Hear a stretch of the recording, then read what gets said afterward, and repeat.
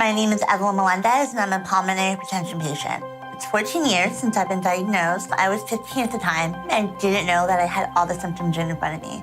Blue lips, I couldn't gain weight, I couldn't walk to my locker to the gym room. And I didn't feel good one day, so the nurse sent me home.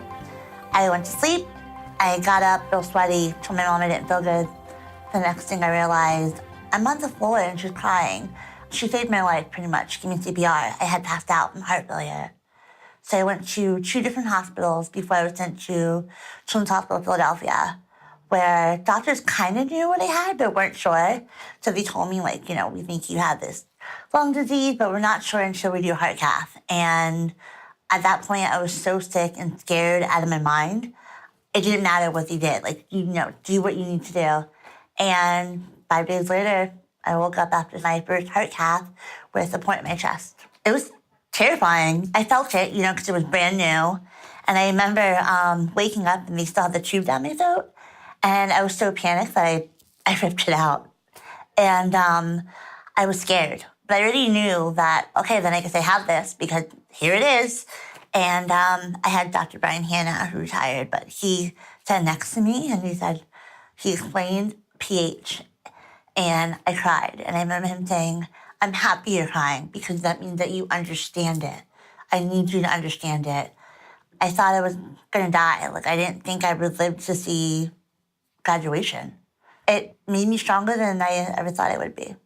You want to be this normal teen that goes to parties and, has maybe their first alcohol beverage.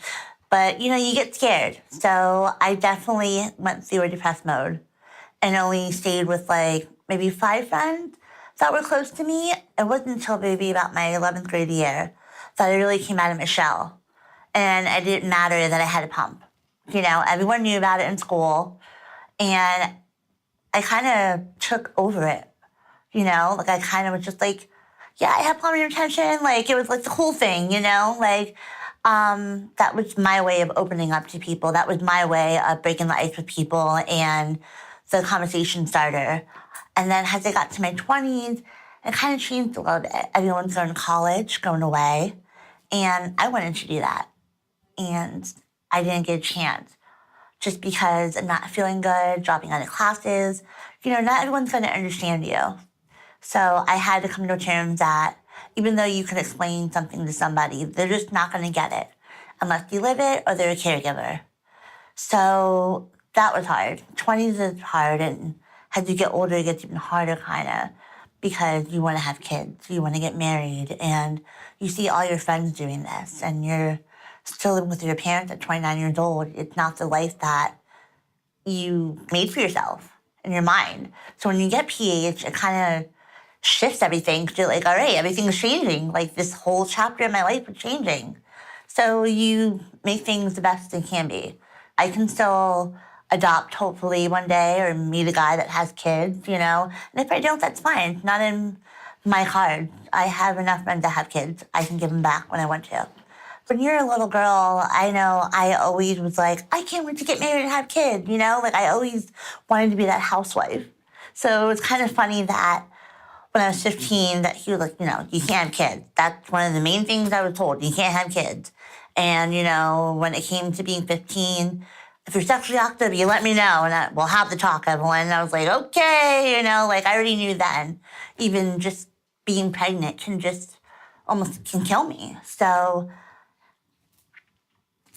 it sucks, there's no other way to put it. I just keep living. There's not much I can do. I can either get mad or I can keep living. I can be mad and I'm still going to have pulmonary hypertension. Nothing's going to change. So I just have to live my life, and roll with the punches. I don't know what's in the future for me. I don't even know what my life would be like in a couple months from now. And that's with pulmonary hypertension, you can't predict the future.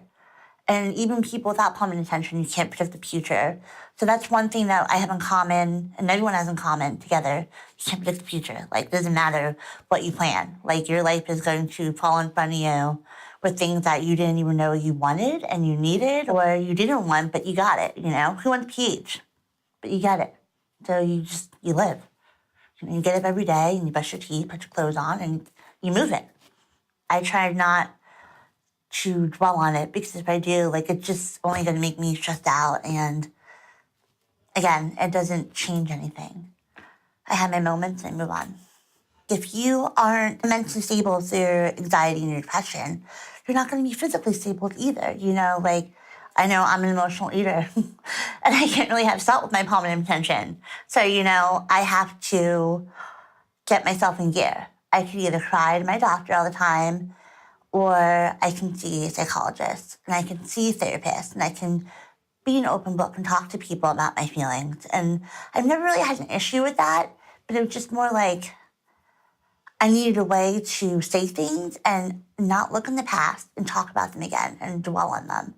So I write and I do my crystal therapy. I like crystal therapy a lot.